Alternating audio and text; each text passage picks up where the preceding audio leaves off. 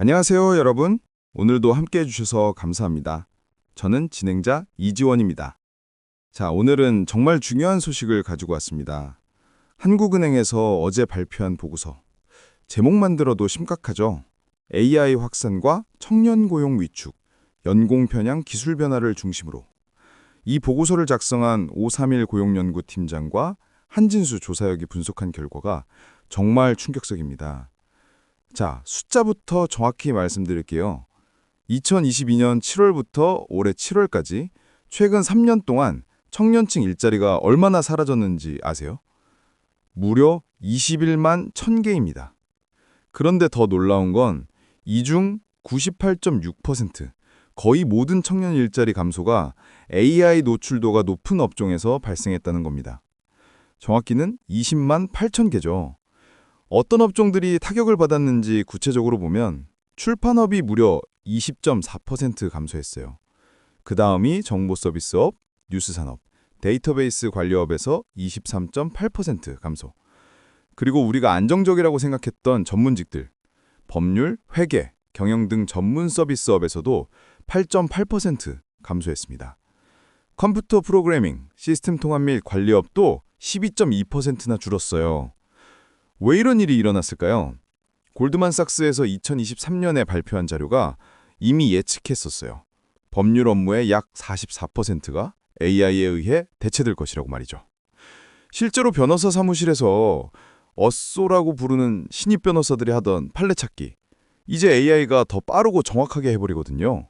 출판사의 교열 업무도 마찬가지예요.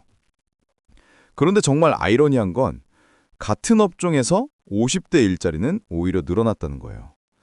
최근 3년간 50대 고용이 20만 9천 개 증가했는데 이 중 69.9%인 14만 6천 개가 바로 AI 노출도가 높은 업종에서 나타났다는 겁니다.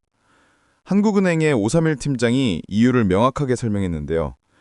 주니어는 AI로 대체하기 쉬운 정형화된 교과서적인 지식 업무를 하는 반면 시니어는 업무 맥락 이해, 대인관계, 조직관리 등 AI가 현재로서 대체하기 어려운 암묵적 지식과 사회적 기술이 필요한 업무를 주로 담당하기 때문이라고 하더라고요. 정말 현실적인 분석이죠. 신입사원들이 주로 하는 매뉴얼 업무, 정해진 규칙에 따라 처리하는 일들. 이런 건 AI가 정말 잘하거든요. 그리고 또 흥미로운 데이터가 있어요. 저연차일수록 AI를 활용해서 업무 시간을 줄이는 경우가 많았는데 학력별로 보면 석사 학위자는 7.6시간, 4년제 대졸자는 5.0시간의 업무 시간 감소가 있었다고 해요. 이게 역설적으로 대체될 가능성이 높다는 의미로 해석된다는 거죠. 외국과 비교해보면 미국 등에서 나타난 패턴과 유사해요.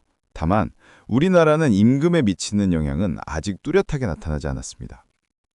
한국은행에서는 임금 경직성 때문에 노동시장 조정이 임금보다 고용에서 먼저 이루어지고 있다고 설명했습니다.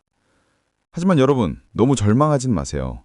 531 팀장도 말했지만 기업들이 청년 고용을 계속 축소하면 미래 인재 파이프라인이 악화될 수 있어서 고용을 계속 줄이진 않을 것이라고 하더라고요. 앞으로는 AI와 협업 가능한 인재 양성, AI 협업 체계 구축, 직무 재설계 등 더 지속 가능한 전략을 모색할 가능성이 크다고 해요.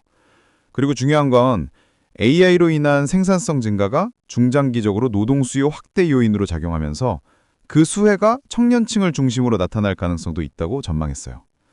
변화는 이미 시작됐습니다. 우리가 할 수 있는 건 AI를 적으로 보지 말고 어떻게 함께 갈 것인가를 고민하는 거죠. 창의적 사고, 사람들과의 소통 능력, 복잡한 문제 해결 능력, 이런 AI가 대체할 수 없는 영역에서 여러분만의 강점을 키우시길 바랍니다. 변화 속엔 항상 기회가 있어요. 중요한 건 우리가 어떻게 준비하느냐겠죠? 오늘 함께 해주신 모든 청취자 여러분께 감사드립니다. 다음 시간에도 더 유익한 정보로 찾아뵐게요. 지금까지 이지원이었습니다. 안녕히 계세요.